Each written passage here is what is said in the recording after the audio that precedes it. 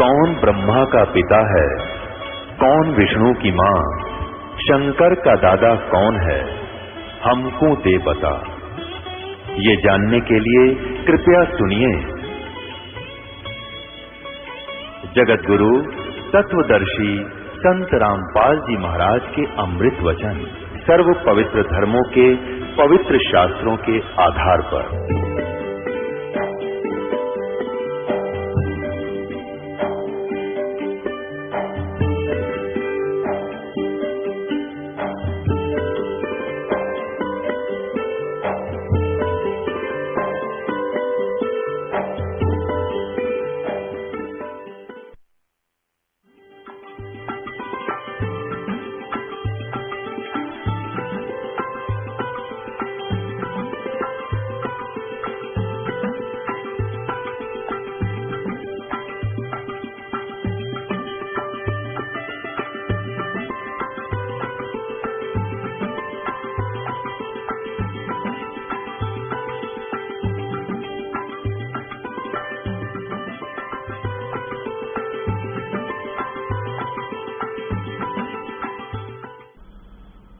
उस परमेश्वर की साधना ना करके आप अन्य साधनाएं करते हो, भक्ति करते हो, उनसे तुम्हें लाभ नहीं होता।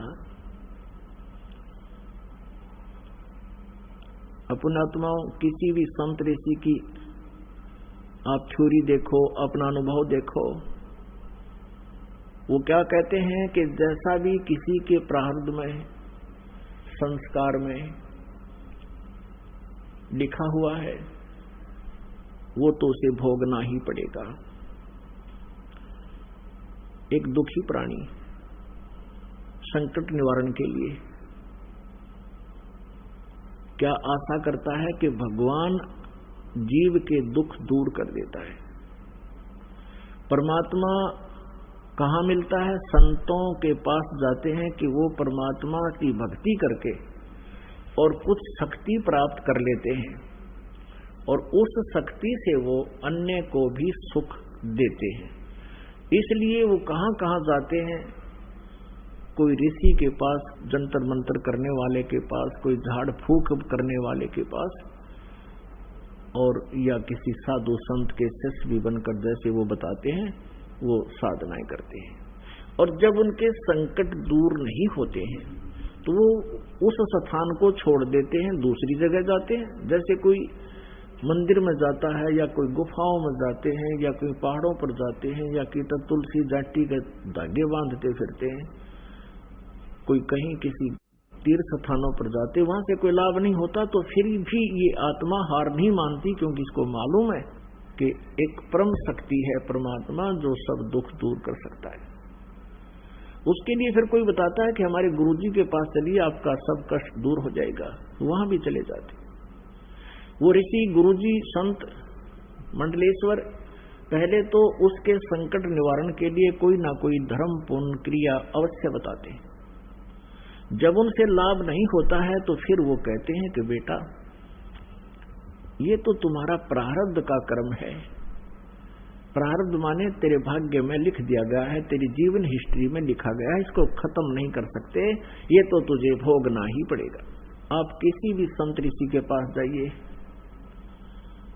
वर्तमान में भी यही सिद्धांत है उन लोगों का, वो कह देते हैं कि देखो कर्म तो तुमने भोगना ही पड़ेगा, कर्म का दंड दुख जो है तुम्हें भोगना ही पड़ेगा, भक्ति करो आगे जीवन सुखी हो जाएगा।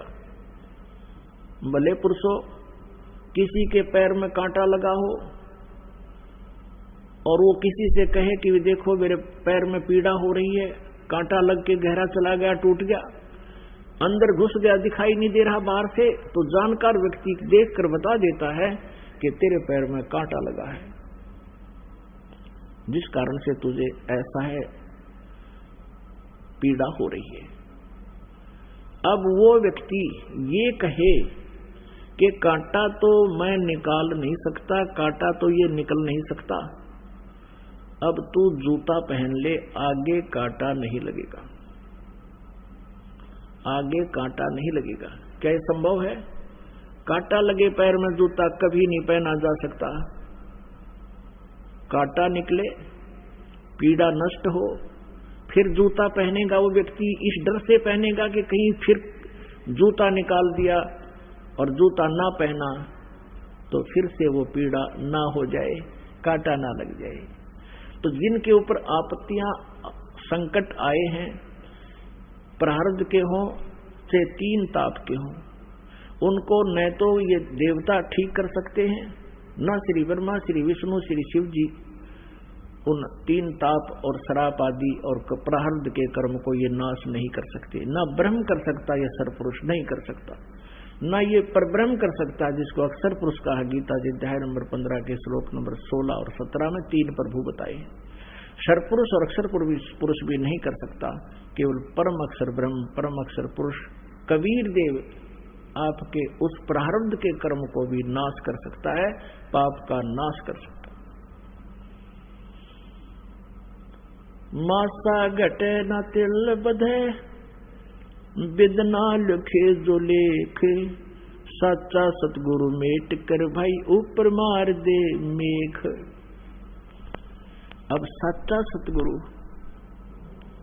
यानी देखो यहाँ नकली सतगुरुओं की कमी नहीं, उनके पास ये जड़ी नहीं, वो पावर नहीं, और परमेश्वर भी स्वयं आते हैं, वो ऋषि संत के रूप में यहाँ प्रकट होते हैं,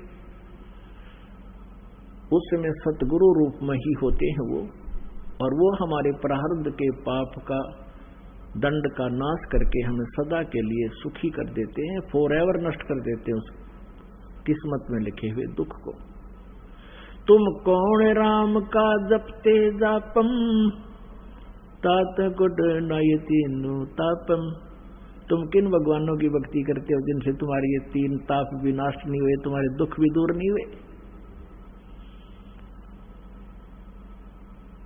अपनात्मा वो परमात्मा कबीर देव है, कबीर साहब है।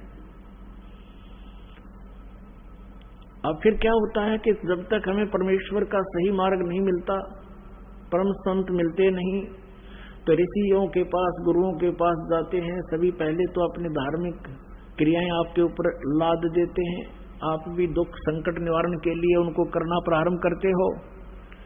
अंत में वे आपको ये जवाब दे देते हैं कि ये तुम्हारे प्रारब्ध में लिखा है, ये तो भोगना पड़ेगा। और उदाहरण देते हैं, जैसे भगवान विष्णु को श्राप दिया था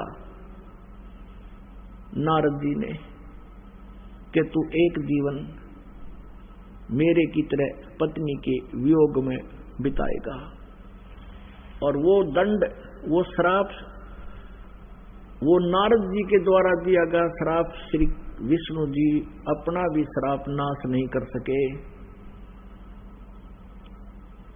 उसको भी उन्होंने भोगना पड़ा। श्री रामचंद्र रूप में राजा दशरथ के घर जन्म हुआ, विवाह हुआ, विवाह होते ही वनवास हुआ, वनवास से 2 वर्ष के बाद ही सीता का अपहरण हुआ और लंका में निवास हुआ। बहुत समय तक वहां युद्ध हुआ, उसके बाद सीता जी को वापस लाए। 1 वर्ष 2 वर्ष के बाद सीता जी को फिर निष्कासित कर दिया। आजीवन श्री राम और श्री सीता जी कभी इकट्ठे नहीं रह सके, बच्चे कहीं, आप कहीं, वो प्राणी सुखी नहीं हो सकता। भले ही श्री रामचंद्र जी अयोध्या के राजा थे, लेकिन आप कहीं और पत्नी कहीं, बच्चे कहीं, तो वो जीव सुखी नहीं हो सकता। और ये ब्रह्मा विष्णु महेश एक जीव संज्ञा में है, ये परमात्मा नहीं है, पूर्ण परमात्मा नहीं है।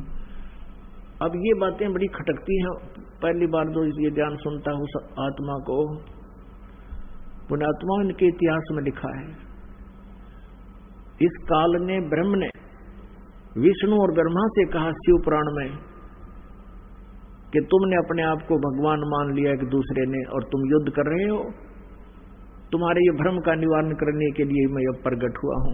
उनके बीच में जो ब्रह्मा और विष्णु लड़ रहे थे, बीच में स्तंभ खड़ा कर दिया, एक पिलर लिंग खड़ा कर दिया, चमकदार बहुत बड़ा खंबा।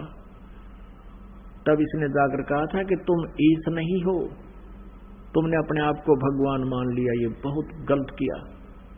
अब थोड़ी सी यहाँ झलक दिखानी पड़ेगी ना, तो ये कुनियन जितनी कड़वी है ये शब्द जो दास ने कहा कि ब्रह्मा विष्णु में ये भगवान नहीं है, क्योंकि ये स्वयं भी अपने कर्म के दंड को भोगा है। और भगवान किसी भी प्रकार का दंड नहीं भोगता। वो तो पाप नाशक है, उनको तो दंड हो ही नहीं सकता, लेकिन दूसरों का भी, वो अपने आश्रितों का भी वो पाप नाश कर सकते हैं। अब आपको दिखाते हैं श्री शिव पुराण। एक समय श्री ब्रह्मा जी और श्री विष्णु जी में इस बात पर युद्ध हो गया। श्री ब्रह्मा जी गए विष्णु जी के पास उनके लोक में, और विष्णु जी आराम से शेष नाग की सैया पर विश्राम कर रहे थे। लक्ष्मी जी उनके पास बैठी थी और भी बहुत से उनके गण पार्षद साथ में थे। ब्रह्मा जी वहां पर पहुंचे और विष्णु जी ने ब्रह्मा जी को खड़ा होकर सत्कार नहीं दिया, तो ब्रह्मा जी ने कहा कि मैं तेरा बाप आया हूं, मैं सबका उत्पत्ति करता हूं, मैं ब्रह्मा हूं, और विष्णु तू मेरा पुत्र है, तू मेरे आए हुए का सत्कार नहीं करता, तेरे में अभिमान हो गया है, तेरी बुद्धि ठिकाने लानी पड़ेगी। अब विष्णु जी कहने लगा कि मैं तेरा बाप हूं, तू मेरे नाभि कमल से उत्पन्न हुआ है, तू अपने आप को कैसे सबका कर्ता मानता है? मैं हूं सबका कर्ता। कहने का भाव ये है कि मैं तेरा बाप हूं, का मैं तेरा बाप। दोनों भगवान लड़ पड़े। पुण्यात्माओं, ये इतिहास दास अपनी तरफ से नहीं, लोकवेद नहीं सुना रहा, ये इनके इतिहास में लिखा हुआ सत्य ज्ञान सुना रहा। अब इस सत्र की बुद्धि तो चौथी पांचवी कक्षा के बालका की होया करे, और वो बच्चे झगड़ रहे होते हैं, टीचर उनको बुलाता है, क्यों झगड़ रहे हो, इधर आओ, क्या कारण है तुम झगड़ रहे हो? वो बताते हैं जी यूं ने बोला मैं तेरा बाप है। दूसरा कहता ना जी पहले यूं बोला मैं तेरा बाप है, और दोनों आए कमीज पाड़ रखे एक दूसरे में पकड़ के। इसी सत्र की बुद्धि के ये भगवान, ये जिनको भगवान कहते थे ब्रह्मा और विष्णु जी, आपके समक्ष करते हैं देखना, इन्हीं के इतिहास में। और इनकी पूजा करके हम अपने आप को अपना मोक्ष चाहते थे, यही हम भ्रम रहे थे। ये देखिएगा शिव महापुराण हिंदी टीका सहित भाग 1, खेमराज श्री कृष्ण दास प्रकाशन से प्रकाशित है। इसके अनुवाद करता है विद्यावृद्धि पंडित ज्वाला प्रसाद जी मिश्र कृत हिंदी टीका सहित, खेमराज श्री कृष्ण दास प्रकाशन बंबई। इसके देखिएगा यहां से विद्वेश्वर संहिता, ये विद्वेश्वर संहिता है, ये 11 पृष्ठ पे शिव पुराण, ये विद्वेश्वर संहिता है, भाग 1 अध्याय 6। नंदी केश्वर बोले, भगवान शिव का वहां नंदी केश्वर बोले, हे योगिंदर, आगे एक समय विष्णु भगवान शेष सैया पर अपने गरुड़ आदि पार्षदों से संयुक्त लक्ष्मी सहित शयन करते थे, लेटे हुए थे। उस समय ब्रह्म ज्ञानियों में श्रेष्ठ, देखिए लेखक की बुद्धि, कहता ब्रह्म ज्ञानियों में श्रेष्ठ ब्रह्मा जी अपनी इच्छा से, अब ब्रह्म ज्ञानी का ज्ञान देखियो आगे ब्रह्मा जी का, अपनी इच्छा से ही वहां आए और सब प्रकार सुंदर सेज पर शयन करते हुए, सब प्रकार सुंदर सेज पर शयन करते हुए कमल लोचन श्री विष्णु जी से पूछने लगे, तुम कौन हो? ब्रह्म ज्ञानी ने नहीं पता तुम कौन हो, और वह मिलन जा रहा, तुम कौन हो? मुझे देखकर अभिमानी पुरुष के समान शयन करते हो, सो रहे हो। हे वत्स, ब्रह्मा जी कहते विष्णु को, हे वत्स, हे बेटा उठो, देखो मैं तुम्हारा स्वामी आया हूं। आए हुए गुरु को देखकर जो अभिमान करता है, उस द्रोही मूड का प्रायश्चित होना उचित है, यानी उसकी बुद्धि ठिकाने लानी चाहिए। यह सुनकर विष्णु जी के अंतर में तो क्रोध हुआ, अंदर तक गुस्सा हो गया, पर ऊपर तेने दिखाया मैं छो मना रहा, गुस्सा नहीं कर रहा हूं। और बोले, परंतु बाहर से शांत रहे और बोले, हे वत्स, विष्णु जी बोले ब्रह्मा को, बेटा तुम्हारा मंगल हो, बैठो इस आसन पर विराजो। इस समय तुम्हारे नेत्र कुटिल यानी आंख क्यों टेढ़ी होगी, आंखें क्यों तने लाल कर रखी हैं, और मुख वक्र और मुंह क्यों टेढ़ा कर रहा है तू, क्यों हो रहा है? ब्रह्मा जी बोले, हे वत्स विष्णु, ब्रह्मा जी बोले बेटा विष्णु, तुमको समय के प्रभाव से अभिमान है। हे पुत्र, मैं तुम्हारा रक्षक और जगत का पिता मैं हूं। विष्णु जी बोले, ये सब जगत मुझ में स्थित है, तुम चोर के समान किस प्रकार अपना कहते हो? तुम मेरी नाभि कमल से उत्पन्न हुए हो, इससे मेरे पुत्र हो। विष्णु जी कहे मेरी नाभि कमल से उत्पन्न हुआ, इसलिए तू मेरा पुत्र है और मुझे पुत्र कहना व्यर्थ है। नंदीकेश्वर बोले, इस प्रकार ब्रह्मा विष्णु दोनों ही रजोगुण से मुग्ध होकर विवाद करने लगे। मैं श्रेष्ठ हूं, मैं स्वामी हूं, ऐसा कहकर एक दूसरे को मारने की इच्छा से युद्ध करने में उत्सुक हुए। अब श्रेष्ठ कारण पता लग गया, जो मरने तैयार हो गए। आगे देखो, तब संपूर्ण देवता वो तो लठ बजा रहे हैं आपस में, ब्रह्मा और विष्णु तो मारने कटने को तैयार हो गए, और कहते संपूर्ण देवता विमान में बैठकर उस महा अद्भुत युद्ध को देखने को चले आए, और आकाश में उनके ऊपर फूल बरसाने लगे। वारे देवताओं, देखो पुण्यात्माओं, इनकी अकल देखो हमारे देवताओं की। अब यहाँ के देवता भी से हैं तो बाकी हमारे देशों का ठिकाना कहाँ होगा? अब देखो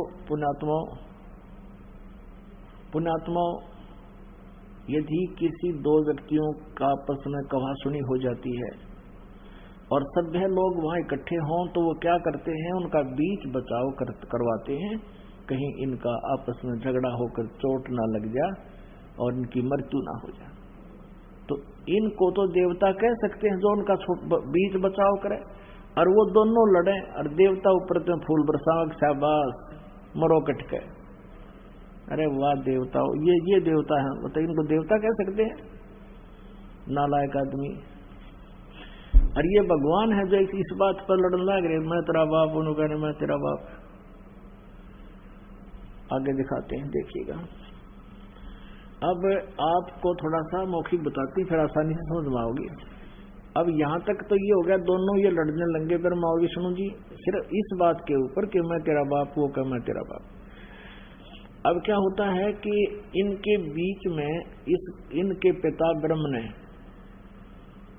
जो काल रूपी ब्रह्म कहलाता है, जिसको सदाशिव भी कहते हैं, वो कभी अपने वास्तविक रूप में किसी के सामने प्रत्यक्ष नहीं होता, वो अन्य रूप बना लेता है। कभी विष्णु का रूप बना कर आ जाता है, कभी शिव का रूप अपने पुत्र का, और कभी ब्रह्मा का रूप बना करके किसी को दिखाई देता है। तो ऐसे इसने सबसे पहले भ्रम पैदा करने के लिए इन दोनों के बीच में एक स्तंभ खड़ा कर दिया, लिंग, बहुत लंबा पिलर तेजों में। तो ये दोनों लड़ाई बंद करके उस पिलर के ऊपर और नीचे के एंड को देखने के लिए चले गए। ब्रह्मा ने झूठ बोल दिया कि मैंने एंड देख लिया, इसका अंतिम सिरा देख लिया, और विष्णु जी ने साची बता दी। तो उस समय ये काल प्रकट हो गया शिव रूप धारण करके, शिव रूप धारण करके, जैसे सिर पर जटा, गले में जो रुद्राक्ष की माला आ रही है, सर पर लेकर त्रिशूल वहां प्रकट हो गया अपने पुत्र शिव के रूप में। तब इसने दोनों से कहा कि तुमने अपने आप को भगवान मान लिया, ये अच्छी बात नहीं, तुम भगवान नहीं हो, तुम ईश नहीं हो। देखिएगा, अब ये समझाते हैं आपको। अब ये प्रश्न नंबर 17 आपको दिखाते हैं, विद्वेश्वर संहिता का शिव पुराण पृष्ठ 17 और विद्वेश्वर संहिता अध्याय 9। अब यहां नंदीकेश्वर बोले कि इस प्रकार भगवान ने उन नम्र हुए ब्रह्मा और विष्णु पर अनुग्रह करके उनके युद्ध में जो परस्पर उनकी सेना मारी गई थी, उस सब को अपनी शक्ति से जीवित कर उठाया। उन दोनों की अज्ञानता और वैर को दूर करने के अर्थ, उन दोनों की अज्ञानता, विष्णु और ब्रह्मा की अज्ञानता और वैर को दूर करने के अर्थ दोनों से कहा। ये सुनिए, ये सुनने की बात है 17वें पृष्ठ पे। अब ये काल इनका पिता कहता है मेरे सकल और निष्कल भेद से दो स्वरूप हैं, परंतु और ईश्वर नहीं, और कोई ईश्वर नहीं है। ये काल कहता मैं ही सब कुछ हूं, इस कारण उनके दो रूप नहीं हो सकते। पहला सतम रूप यानी पिलर, पहला सतम रूप और पीछे मूर्तिमान रूप धारण किया। इसमें ब्रह्म रूप निष्कल है, निष्फल नहीं निष्कल है, और ईश्वर ईश रूप सगुण है। मेरे ये दोनों रूप सिद्ध हैं, दूसरे किसी के नहीं हो सकते। इस कारण तुम दोनों को अथवा दूसरों को ईश्वर तव की प्राप्ति नहीं हो सकती। तुमने जो अज्ञान से अपने को ईश माना, यह बड़ा ही अद्भुत हुआ है। तुम दोनों ने अपने आप को भगवान मान लिया। तुमने जो अज्ञान से, मूर्खता से अपने आप को भगवान मान लिया, ब्रह्मा और विष्णु को कह रहा है ये काल भगवान, ये शिव पुराण में लिखा है, यह बड़ा ही अद्भुत हुआ। और उसके दूर करने को ही, यानी तुम्हारी बुद्धि को ठिकाने लाने के लिए ही मैं रण स्थान में आया। अब तुम अपना अभिमान त्याग कर मुझ ईश्वर में अपनी बुद्धि लगाओ। मेरे प्रसाद से लोक में सब अर्थ प्रकाश करते हैं। या देखना, मैं ही परब्रह्म हूं, ये काल मूर्ख बनाओ इनको, मैं ही परब्रह्म हूं, मेरा ही कल अकल रूप है। ब्रह्म होने से मैं ईश्वर हूं, ब्रह्म होने से मैं ईश्वर हूं। अनुग्रह आदि ही मेरा कर्तव्य है। सर्वव्यापी होने से और जगत वर्धक होने से मैं ब्रह्म हूं। हे ब्रह्म केशव, समतव और व्यापक होने से मैं आत्मा हूं। मैं इस सब का ईश्वर हूं, यह मेरा है, मेरे सिवाय किसी दूसरे का नहीं है। प्रथम तो ब्रह्म तव ज्ञान के निमित्त निष्कल रूप का प्रारंभ हुआ। अब आपको दिखाते हैं, ये 18वें पृष्ठ पे, 18वां पृष्ठ हो गया, ये 17वां हमने पढ़ लिया। अब इन विद्वेश्वर संहिता भाषा टीका 9वां अध्याय खत्म हो गया। अब ये 10वां यहां से प्रारंभ होगा। इस 10वें अध्याय में ये क्या कहता है, हे पुत्रो, ये काल कहता है हे पुत्रो, ये कृत आपने, यानी कृत माने ये जॉब, नौकरी, सचीची और उत्पत्ति की तप से प्राप्त किया है, यानी तुमने तप करके प्राप्त किया है, जो कि सृष्टि की उत्पत्ति और पालन कहाता है। ये कृत है तुम्हारे, सो मैंने प्रसन्न होकर तुम्हें दिया है। इसी प्रकार दूसरे दो कृत रुद्र और महेश को, अब ये ध्यान से देखना, यहाँ ये पुराण का ज्ञान बोल रहा है जो यहाँ पर, ये इन ब्रह्मा विष्णु महेश और इन रुद्रों से, जो 11 रुद्र हैं, उनसे भी भिन्न है। वो काल है और वही 21 ब्रह्मांड का स्वामी है। महेश को प्रदान किए हैं, परंतु अनुग्रह कृत कोई भी पाने को समर्थ नहीं है। अब ये जो ब्रह्मा जी, विष्णु जी और शिव जी और महेश को कह रहा है कि इनको भी मैंने ही एक एक विभाग दिया है और इन सभी ने तप करके प्राप्त किया है। वो चौथा यानी 5वां कौन है, वो काल है।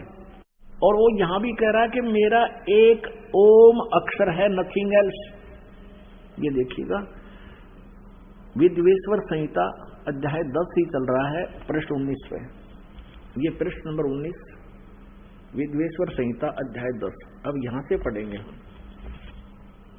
ये 19 पृष्ठ पर देखिएगा, रूप वेशकृत आसन वाहन और आयुध में हमारी क्षमता है। हे सौम्य, मेरे ज्ञान के विमुख होने पर, मेरे ज्ञान के विमुख होने से तुम्हें अज्ञानता आ गई। मेरा ज्ञान होने से ऐसा नहीं होता। ज्ञान और रूप महेश के तुल्य हो जाता है। इस कारण इस ज्ञान की सिद्धि निमित्त ओंकार नामक मंत्र जप करो। यह अभिमान दूर करने वाला है। सोई निज मंत्र उपदेश करते हैं। यह ओंकार मेरे मुख से उत्पन्न होने से मेरे ही रूप का बोधक है और महामंगल करने वाला है। यह वाचक है, मैं वाच्य हूँ। यह मंत्र मेरा आत्मा है। उसके स्मरण करने से मेरा स्मरण होता है। अब ध्यान से देखना, ये ओम काल का मंत्र है और ये ब्रह्मा विष्णु महेश काल के पुत्र हैं। ये सिद्ध हो रहा है। उत्तर की ओर मुख से अकार, पश्चिम के मुख से उकार, दक्षिण के मुख से मकार, पूर्व के मुख से बिंदु, मध्य के मुख से नाद उत्पन्न हुआ है। इस प्रकार 5 प्रकार से यह निर्गत हुआ। सब एक होकर ओम ऐसा एक अक्षर हो जाता है। गीता जी अध्याय नंबर 8 के श्लोक नंबर 13 में भी यही गीता ज्ञानदाता श्री कृष्ण में बोल रहा है। ये काल ओम इति एकाक्षरम ब्रह्म विवरण माम अनुसमरण यह प्रयाति तदंदेहम सयाति परमाम गतिम। तो सिद्ध हो गया कि ये जो पुराण का ज्ञान दे रहा शिव पुराण का, ये काल है और यही श्री कृष्ण में प्रवेश करके बोल रहा है। और ब्रह्मा विष्णु महेश इसके पुत्र हैं। यह सब नाम रूपात्मक वेद भूत दोनों कुल अर्थात स्त्री पुरुष भेद से भौतिक शरीर वर्ग 2 का भेद वाला है। वह इसी मंत्र से व्यापक है और शिव शक्ति का बोधक है। इसी ओंकार से सब जगत का बोधक प्रणव उत्पन्न हुआ है। अकार आदि मकार कर्म से अर्थात अकार से, नकार से, उकार से, मकार से सी व नाद से यह प्रकट हुआ है। और इसी पंचाक्षर से 5 भेद से मात्र का आकार से ये सारा कुछ लड़कान हुए। इससे शिरो मंत्र और 4 मुख से त्रिपाद गायत्री यानी ओम नाम से ही सारा कुछ आगे इसके ये सब इसी से बने करोड़ मंत्र उत्पन्न हुए इसी से, लेकिन मूल मंत्र यही है। इस श्रेष्ठ मूल मंत्र से सब सिद्ध भोग और मोक्ष की सिद्धि होती है आदि आदि। अच्छा, इस कहने का भाव ये है, इस मूल संस्कृत जैसे गीता प्रेस गोरखपुर से प्रकाशित इस विद्वेश्वर संहिता का अनुवाद करते समय गीता प्रेस गोरखपुर से प्रकाशित शिव पुराण के अंदर इन्होंने अपनी सोच ठोक दी। वहां लिख दिया ओम नमः शिवाय, ये मंत्र जाप करो। लेकिन मूल संस्कृत में, मूल पाठ में कहीं पर भी ऐसा नहीं है कि ओम नमः शिवाय जाप करो। ये लोक वेद का मंत्र है और इसने सिर्फ एक ओम का जाप करने को कहा है कि इस मूल मंत्र के जाप से ही सब लाभ होगा। आगे करोड़ों मंत्र जो तुमने बना लिए वो व्यर्थ हैं। इसलिए तो गीता के अध्याय नंबर 8 के श्लोक नंबर 13 में कहा कि ओम इति एकाक्षरम ब्रह्म व्यवहारण माम अनुसमरण यह प्रयाति तदंदेहम सयाति परमाम गतिम। ये देखिएगा शिव पुराण, ये गीता प्रेस गोरखपुर से प्रकाशित है।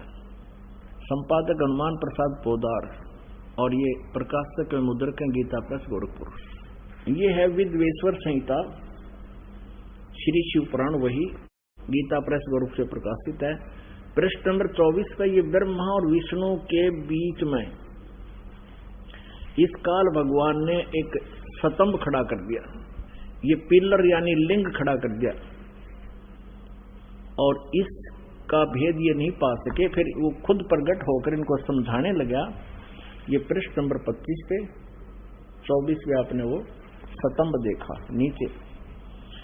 ब्रह्मा और विष्णु ने पूछा उस काल भगवान से, ब्रह्म से, सदाशिव से, हे प्रभु सृष्टि आदि 5 कर्तव्यों के लक्षण क्या हैं, यह हम दोनों को बताइए।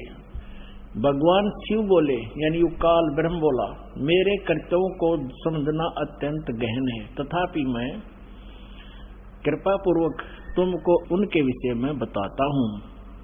ब्रह्मा 34 को कहे विष्णु को सृष्टि, पालन, संहार, तिरोभाव और अनुग्रह, ये 5 ही मेरे जगत संबंधी कार्य हैं जो नित्य सिद्ध हैं। अब 26 पे देखो, कमाल कर दिया। ये 26 पे है, यहां देखिएगा। पुत्रो, वही वर्णन है जो आपको अभी खेमरा श्री कृष्णदास प्रकाशन से पढ़कर सुनाया था। ये तो वही है नू का नू। पुत्रो, तुम दोनों ने तपस्या करके प्रसन्न हुए मुझ परमेश्वर से सृष्टि और सतीथि नामक 2 कृत्य प्राप्त किए हैं। विष्णु और ब्रह्मा को कह रहा है, ये काल ब्रह्म, ये दोनों तुम्हें बहुत प्रिय हैं। इसी प्रकार मेरी विभूति स्वरूप रुद्र और महेश्वर ने, ये मैं नहीं है, 2 अन्य उत्तम कृत्य संहार और तिरोभाव मुझसे प्राप्त किए हैं, परंतु अनुग्रह नामक कृत्य दूसरा कोई नहीं पा सकता। अब यहां देखेंगे, अब ये जो बोल रहा है ये ब्रह्मा विष्णु में, इसका पिता ब्रह्म है, काल है। मैंने पूर्व काल में अपने स्वरूप भूत मंत्र का उपदेश किया है जो ओंकार के रूप में प्रसिद्ध है।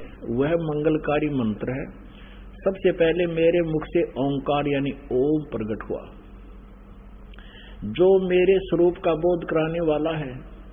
ओंकार वाचक है, मैं वाच्य हूँ। यह मंत्र मेरा स्वरूप ही है। प्रतिदिन ओंकार का निरंतर स्मरण करते रहने से मेरा ही सदा स्मरण होता है। मेरे उत्तरवर्ती मुख से अकार का, पश्चिम मुख से उकार का यानी ए और ऊ, दक्षिण मुख से मैं मकार का, पूर्ववर्ती मुख से बिंदु का तथा मध्यवर्ती मुख से नाद का प्राकट्य हुआ है। इस प्रकार 5 अवयवों से युक्त ओंकार का विस्तार हुआ है और इन सभी अवयवों से एकीभूत होकर प्रणव ओम नामक एक अक्षर हो गया। गीता जी धर्मराठ के श्लोक नंबर 13 में गीता ज्ञानदाता भी यही काल है, ब्रह्मा विष्णु महेश का पिता है। वो कहता है ओम इति एकाक्षरम ब्रह्म विवहारण माम अनुसमरण यह प्रयाति तदम देहम सयाति परमाम गति। तो ये एक इन 5 अवयवों से अकार, ए, ऊ, मैं, बिंदु आदि से मात्रा से एकीभूत होकर के ये ओम ऐसा नामक एक अक्षर हो गया और ये मेरा मंत्र है। अब इन्होंने यहां गलती की है, देखो इसने स्पष्ट कर दिया। देखो अकार से उत्तरवर्ती मुख से अकार माने ए और पश्चिम मुख से ऊ, ए ऊ मैं, इससे मिलकर और बिंदु और मात्रा से मिलकर ये 5 इन सभी अवयवों से,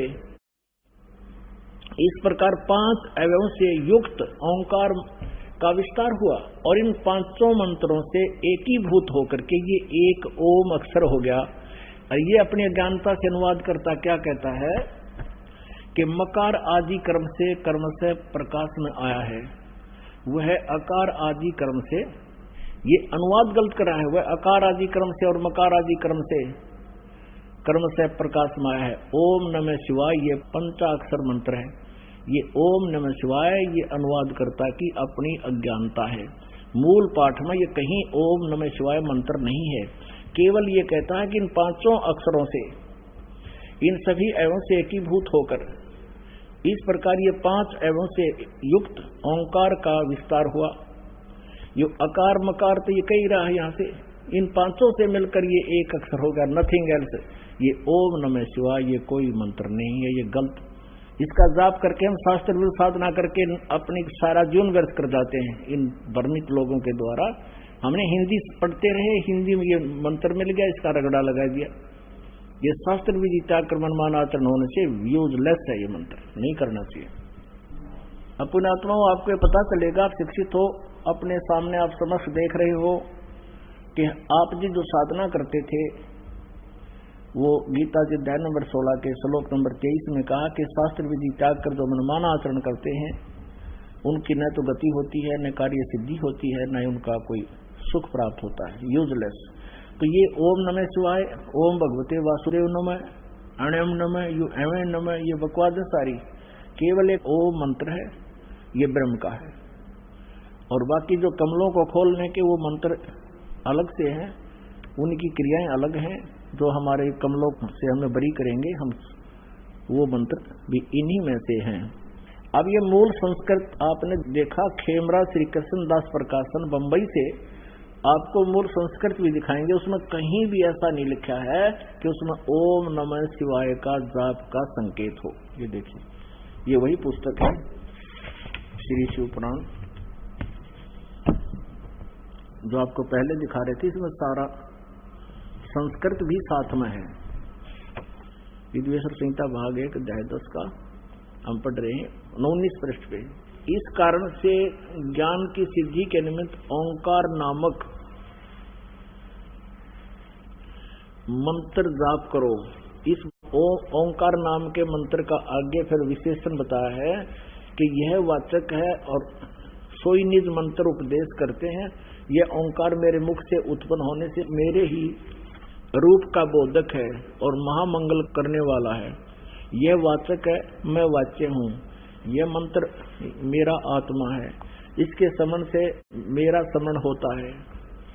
यहाँ स्पष्ट लिखा है, उत्तर की ओर मुख से आकार ए, पश्चिम की मुख से उकार यानी ऊ, और दक्षिण के मुख से मकार यानी मैं, पूर्व के मुख से बिंदु और मध्य के मुख से नाद उत्पन्न हुआ है। इस प्रकार यह 5 प्रकार से वह निर्गुत हुआ, वह सब एक होकर ओम ऐसा एक अक्षर हो जाता है।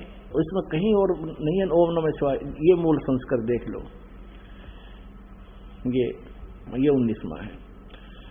एकीभूत होकर के ओम इति एक अक्षरम अभवत, कितने भी इसमें ओम नमः शिवाय आप नहीं पाओगे। आप देवनागरी लिपि को खूब पढ़ सकते हो, इसमें कहीं भी ओम नमः शिवाय नहीं है, कहीं पर भी नहीं है। यहाँ अकार आदि कर्म से और मकार आदि कर्म से ये केवल यही एक ओम मंत्र होता है।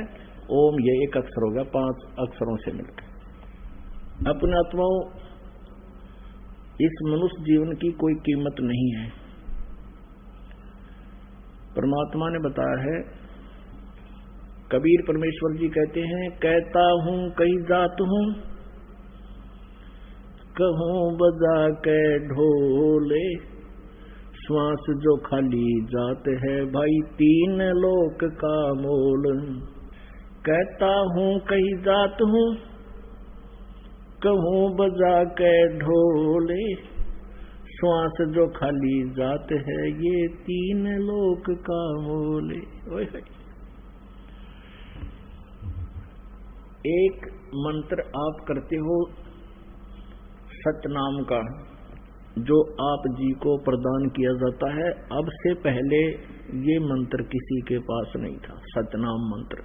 और ये पंथ चल रहे हैं, राधा स्वामी, धन धन सतगुरु, जय गुरुदेव, आगरा ये मथुरा वाला, और उसी से ये राधा स्वामी ठाकुर जी महाराज थे। ये सारे एक ही कुएं का जल है, सब भ्रमित पंथ हैं, काल प्रेरित हैं। काल के जाल में फंसाने का ये पक्का षड्यंत्र है इनका।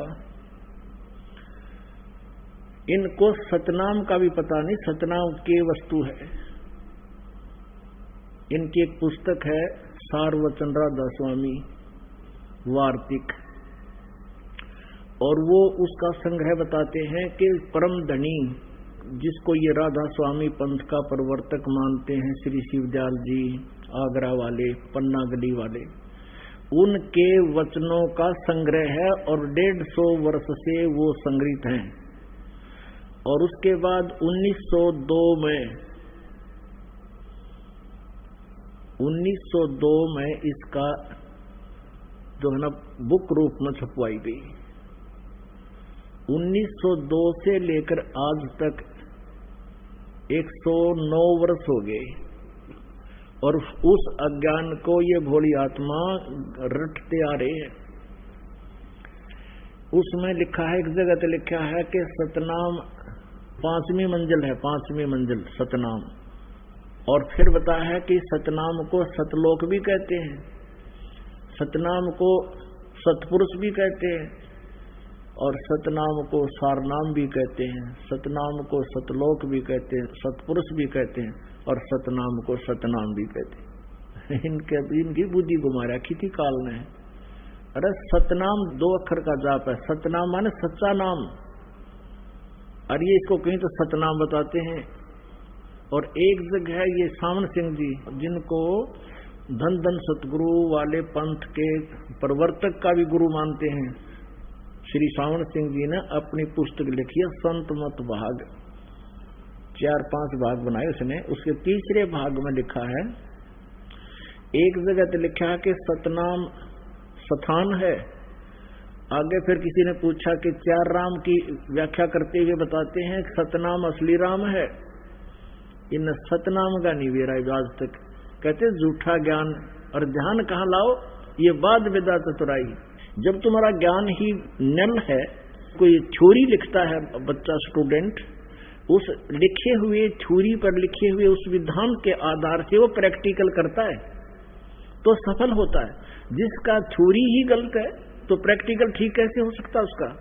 तो जो भी उस संत रूप में बैठे उस शिवजाल जी ने अपने जीवन में जितने भी डले ढोए उनका अनुभव है, ये जो उनकी सार नाम राधा स्वामी वार्तिक, और उसमें उन्होंने ये ज्ञान दे रखे है। तो वो ध्यान कहाँ लगाते हो? 2.5 घंटे सुबह 2.5 घंटे शाम, जब तुम्हारा ज्ञान ही गलत है, तुम्हारी थ्योरी ही गलत है। तो यहां परमात्मा कहते हैं ये सतनाम है 2 अक्षर का, जिसमें एक ओम अक्षर है, और जैसे ओम तत् सत में 3 मंत्र बताए, इनमें से एक तत् मंत्र सांकेतिक ये दास बताएगा उसको, और दूसरा नहीं बता सकता, अधिकारी भी नहीं है, और उस दास से पहले किसी को इसका पता भी नहीं था। लेकिन परमात्मा कबीर जी ने 600 वर्ष पहले अपनी वाणी में ये लिखा था, और उसको अब डिस्क्लोज करना था, पहले गुप्त रखना था। ये परमात्मा का आदेश था। इसी कारण से आदरणीय नानक साहिब जी ने भी इस 2 अक्षर के सतनाम का जाप किया, लेकिन अन्य किसी भी शिष्य को प्रदान नहीं किया, और न ही उनको जाप करने का आदेश दिया। जैसे समंदर की साखी, जैसे गुरु नानक देव जी की साखी है, जन्म साखी, उनमें समंदर की साखी है। उसमें मर्दाना और बाला दोनों गुरुदेव से प्रार्थना करते हैं कि हमें श्रीलंका दिखाने की कृपा करो। तो उन्होंने कहा कि चलो समंदर के ऊपर का चल पड़े, जैसे थल पर चलते हैं, और उनसे कहा कि तुम वाहेगुरु वाहेगुरु जपते रहना। अब मर्दाना और बाला तो वाहेगुरु जप रहे हैं, और नानक जी ये 2 मंत्र का जाप जप रहे हैं, सतनाम जप रहे हैं मुख से मौखिक। उस दिन मर्दाना ने भी वही सतनाम जाप शुरू कर दिया। वो डूबने लगा समुद्र में। तब गुरुजी ने पूछा, मर्दाना तू वही जाप कर जो मैंने कहा, तो मेरी रीस मत कर, मेरे वाला जाप मत कर। तब उसने वही जाप किया, वो 2 अक्षर का जाप बंद कर दिया। अपनात्मा इससे भी ये बात प्रमाणित होती है कि सुनियोजित तरीके से परमात्मा यहां तक लाए हैं इस रहस्य को। परमेश्वर कबीर जी ने कहा था धर्मदास जी को, धर्मदास तो 1,00,000 दुहाई, ये सार नाम कहीं बार न जाई, ये असली मंत्र कहीं बार न जाई। और इस मूल ज्ञान को भी, यथार्थ ज्ञान को भी अभी तक छुपा के रखना है। अब कलयुग के इस समय में इसको डिस्क्लोज करना था। इससे सिद्ध है कि ये मंत्र अभी किसी के पास नहीं था। गुरु नानक देव जी को अवश्य पता था, लेकिन इन्होंने आगे परमात्मा के आदेश से किसी को, सिख समाज को नहीं दिया।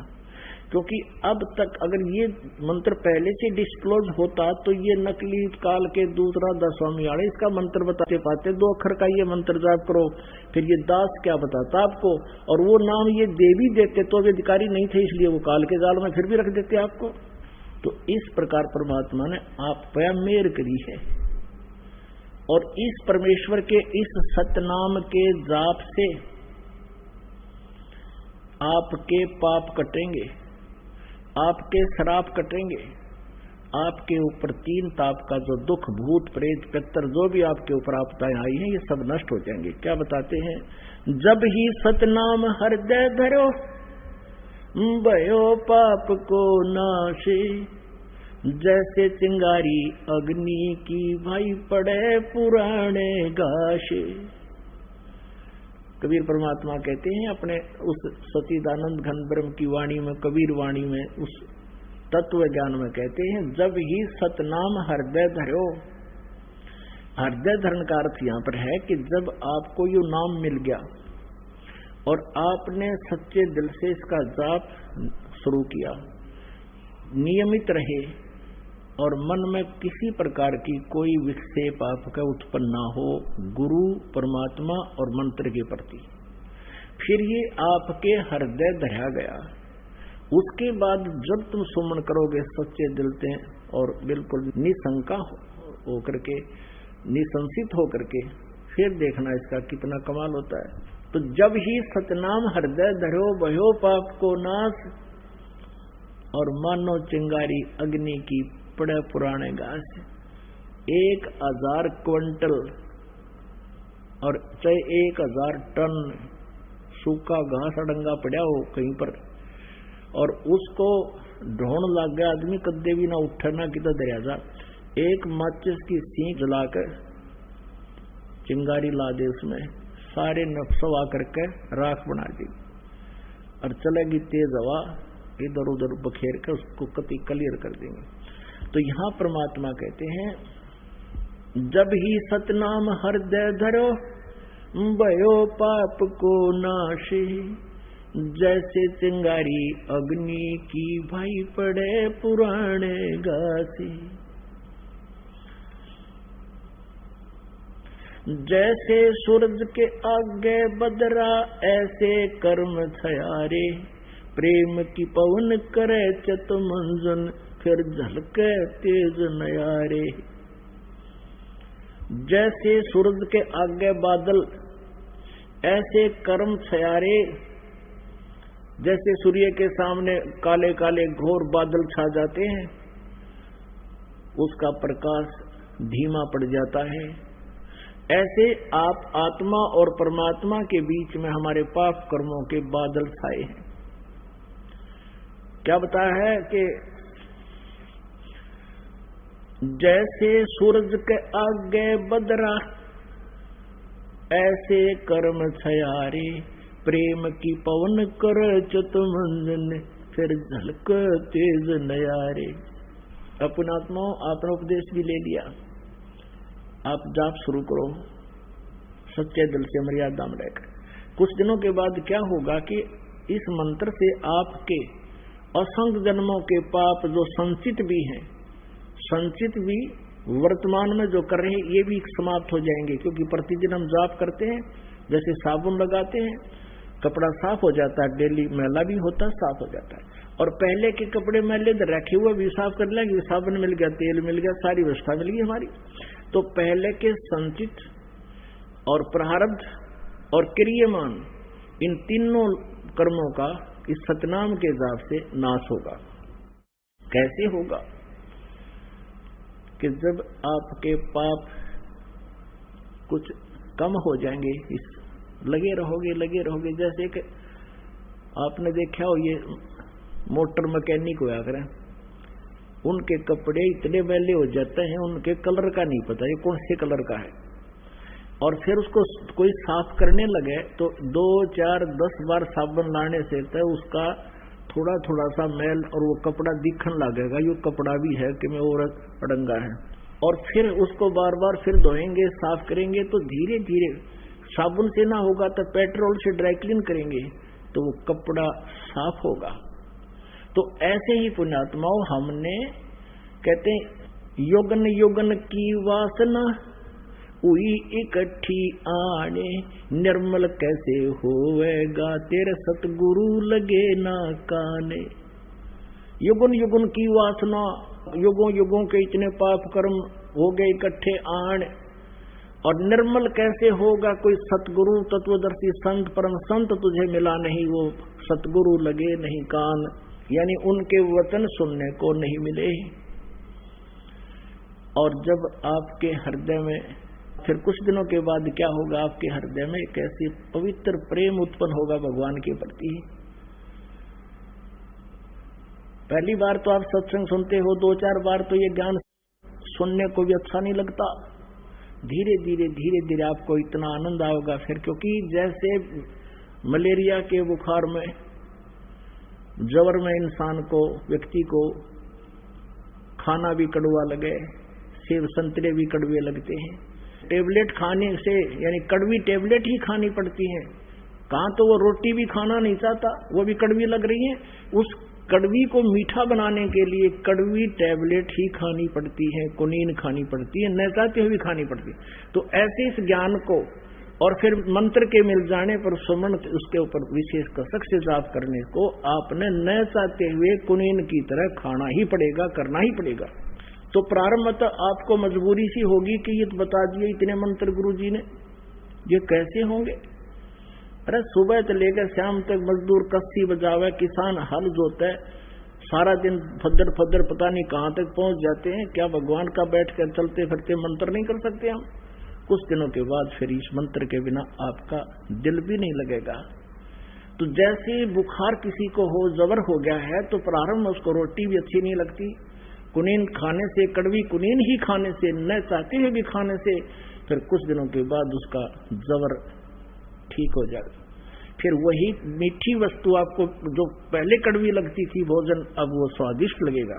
अब जैसे परमात्मा कहते हैं, कबीर पिछले पाप से हरि चर्चा ना भावे, कै ऊँग कै ऊठ चले ना और बात चलावे। तुलसी पिछले पाप से हरि चर्चा ना भावे, जैसे जबर के बेगते भाई भूख विदा हो जावे। तो ऐसे आत्मा के ऊपर पाप कर्मों का जबर हो गया, और इस जबर का नाश करने के लिए ये कड़वी टेबलेट, ये सत्संग वचन जो आज तक आपने सुने नहीं, एक बार तो विद के आदमी इस ज्ञान को सुनकर, एक बार तो ऐसा है जैसे जीभ के ऊपर कुनीन रख दी, ये बताते हैं ब्रह्मा विष्णु महेश से ऊपर कोई और शक्ति है, लेकिन इस कुनीन को आपने खाना चाहिए, इस तत्व ज्ञान को सुनते रहना चाहिए। फिर क्या होगा, कुछ दिनों के बाद ये मंत्र आपको दिया जाता है, तो कुछ दिन तो भगत आते हैं, शिकायत प्रार्थना करते हैं कि सतनाम चलता नहीं, ज्यादा नहीं होता। कुछ दिनों के बाद आप इसको चलाते रहो धक्का सा करके, कुछ दिन फिर अपने आप चलेगा, आपको बहुत आनंद आएगा। फिर आपकी आंखों में आंसू आने शुरू हो जाएंगे, भगवान की जरा सी भी चर्चा होगी। तो क्या बताते हैं, युगन युगन की वासना वही इकट्ठी आने, निर्मल कैसे होएगा तेरे कोई संत लगे ना कान। जब संत आपके कान लग जाएंगे, यानी सतगुरु मिल जाएगा, फिर क्या होगा, जैसे सूरज के आगे बदरा ऐसे कर्म छयारे, प्रेम की पवन करे चितमंजन फिर झलके तेज नयारे। आपको बताया ना कि जैसे 1000 टन घास फूस पड़ा हो अड़ंगा, एक माचिस की सीख लगा दे, सवा हो गया, तेज हवा चल इधर उधर बुना कर ऐसे फेंक दिया, कहीं गया। तो क्या बताते हैं कि असंख्य जन्मों की वासनाएं तुम्हारे पाप कर्मों को परम संत से प्राप्त उस सतनाम के मंत्र से सभा कर दिया जाएगा, और फिर प्रेम की पवन करे चितमंजन झलके तेज नयारे। फिर आंखों में भगवान के प्रति वो प्रेम जागेगा, आंखों से आंसू चलेगी, वह प्रेम की पवन चलेगी, इन बादलों को जो बीच में बादल अड़े हुए हैं कर्मों के, उनको फेंक देगी, तितर बितर कर देगी, और फिर आपकी आत्मा निर्मल होगी, सतलोक प्राप्ति होगी। बोलो सतगुरुदेव की जय हो।